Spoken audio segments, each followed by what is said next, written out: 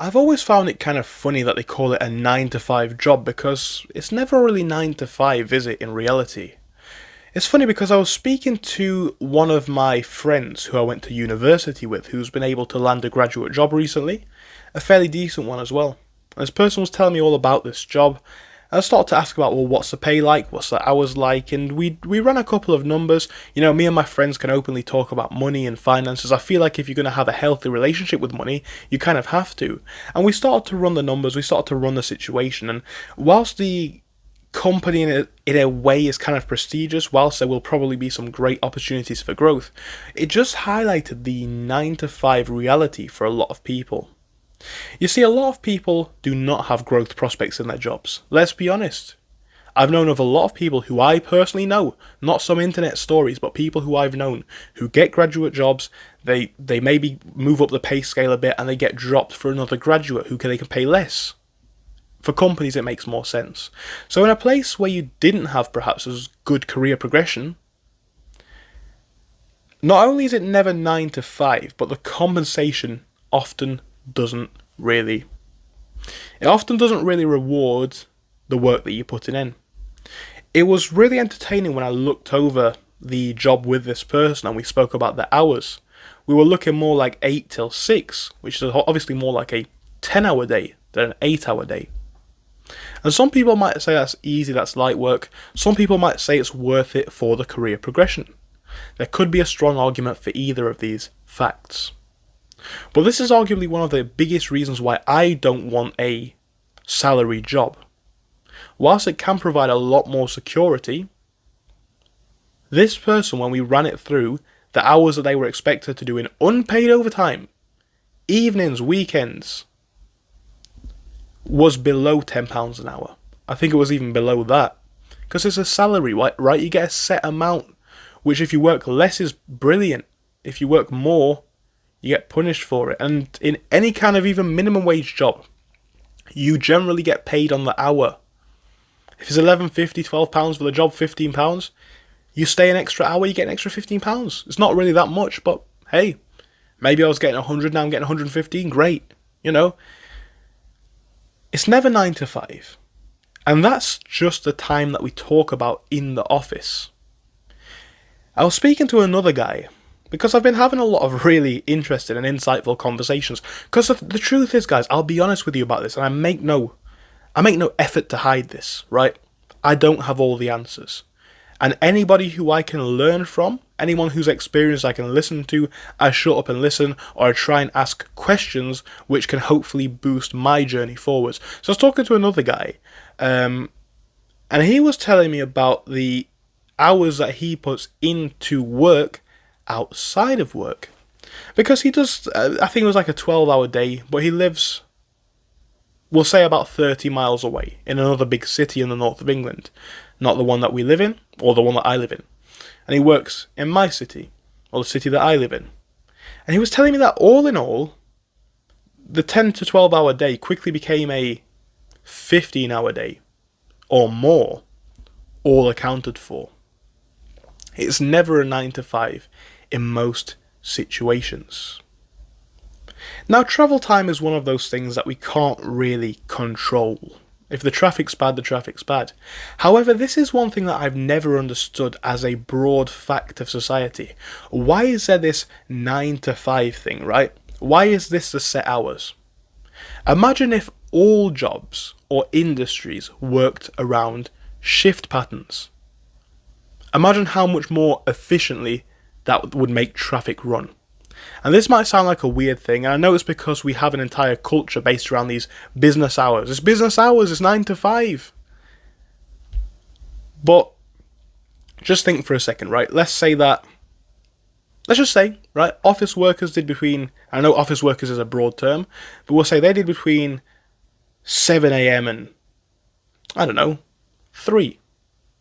And doctors did between, 8 and 4. Or any sort of thing like that. This 9 to 5 thing blocks the roads. I was travelling to a friend's house the other day, And a trip that might take 30 minutes took I think it was almost 2 hours actually. I was going to say an hour and 30. I think it was closer to an hour and 45, which is nearing on 2 hours.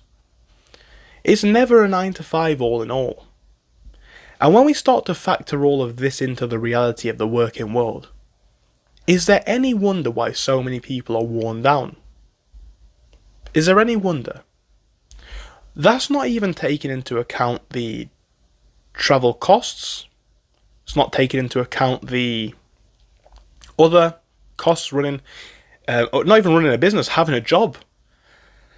I was going to say running a business, but it's not. You have to buy office uniforms, like I say, you have to buy a vehicle or at least travel by public transport, which in the UK is not cheap. Then after what? An 8-hour day turn into a 12-hour day? Or more? What do you have time for? 12 hours of your day, you probably want to spend at least 7 to 8 asleep, so what have you got left? 4 hours? Well, you want to be up maybe 1 or 2 hours before work. So maybe you've got 2 hours, and that's at best. That's assuming that there's no traffic delays, it's assuming that the road's not closed, it's assuming that you don't get in anything, right? Then you've got to have a bath, or a shower, you've got to eat, you've got to sleep, like I say. Where is your time going to come from? And relating this back to the original first point that I made about the person who I knew working surplus hours under a salary, this is where it starts to become a lot more like, is it even worth going down that path for a lot of people? We've spoken before about how for hard workers, in a lot of cases, not always, don't shoot me in the comments, right? Not always. But in a lot of cases, for a lot of people who just want to make money fast, we're not talking about career progression, we're saying maybe, I'm trying to save 50 grand, 100 grand, maybe for a deposit on a house, or to buy a house outright, or to travel, or to move abroad. It's like a salary job, a lot of times, is more detrimental. If you can get the same office job in a lot of cases on an hourly rate, you would get paid more. And this was something that I realised about a place that I worked at one point, right? I thought at this place, why do we not do full-time? Why does nobody in this place have a full-time contract? Everyone's part-time. And a good colleague explained it to me, and we crunched the numbers, and this was true. The reason why they don't want you on a full-time contract is because on your minimum wage job, you would be making more than the managers. Right? Do you understand where I'm coming from with that? Their numbers don't work out as strongly. So not only is it never 9 to 5, or in a lot of cases it's not 9 to 5, the compensation does not match. I'm sure I'm going to get somebody saying, I work at Google and we do 2 hours a day and we get paid great, but that's not most people. The modern world is not the times of the past, and this is important when we're discussing dating, it's important when we're discussing jobs, mortgages, houses, countries. The world that we live in today is not one of the past. Why is this so important? Because modern times require modern solutions. I'm going to make that my channel banner soon, right? I almost need to. Modern times require modern solutions. And not enough people think, well, I could get this job, but I'm going to get this job because salary, yay.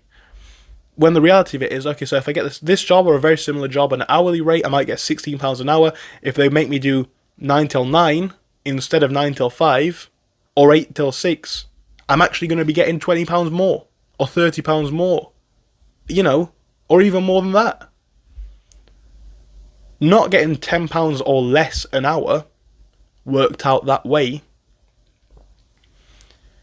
Modern times require modern solutions, guys. If you want to make true money, think about where it is, think about where you can get it the easiest, potentially the quickest, with the least effort, and how you can roll that into better investments to build your future in the way you want. Thank you guys, hope you enjoyed.